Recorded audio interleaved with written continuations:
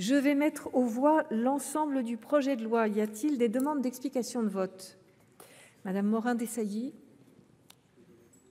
Oui, très rapidement, le temps est compté. Juste dire qu'ici, ce soir, on a la satisfaction, Madame la ministre, de clore un cycle, en quelque sorte, de toute une série de textes européens que nous avons adoptés en droit français ou que dont nous avons trouvé les mesures d'application. Et je pense en cela à la loi SREN, sécuriser et réguler l'espace numérique, votée avant l'été, voilà, qui donne un cadre de régulation pour le marché numérique et les services numériques. Et puis le texte essentiel voté ce soir qui construit aussi une architecture de sécurité pour notre pays, nos entreprises, nos collectivités, nos entités critiques. On leur donne un cadre de résilience. Alors bien sûr, il reste beaucoup à faire d'un point de vue pratique, financier aussi, les moyens qui devront aussi accompagner nos collectivités territoriales, y compris les plus petites, même si elles ne figurent pas dans le texte de loi. C'est important que les petites communes soient aussi accompagnées. Il faut qu'on trouve les voies et les moyens de le faire. Je voulais juste insister sur deux points.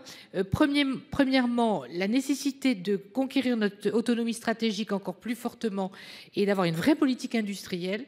Le rapport Draghi, l'État a fait un constat quand même assez désastreux des dernières années. Donc il faut que nous réagissions. Nous sommes à la croisée des chemins. De toute façon, le contexte géopolitique maintenant fait qu'on ne peut plus faire autrement. Et puis je terminerai en saluant l'amendement de notre collègue Olivier Cadic, que j'ai eu le plaisir, bien entendu, et la volonté de co-signer et de défendre également. Je suis convaincue de la mesure que nous avons adoptée, qui constitue vraiment le cœur aussi de ce texte. C'est-à-dire qu'on met dans la loi que non, on ne peut pas mettre comme ça des portes dérobées. De toute façon, c'est très contre-productif, c'est inefficace. Et je conclurai en citant le plus grand des cryptologues et spécialistes en informatique mondiaux, qui est Bruce Schneier, et qui dit la question n'est pas le choix entre plus de sécurité et plus de liberté et la protection de nos droits fondamentaux. La question, c'est le choix entre plus de sécurité ou moins de sécurité.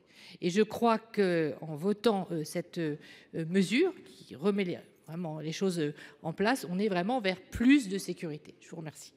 Je vous remercie.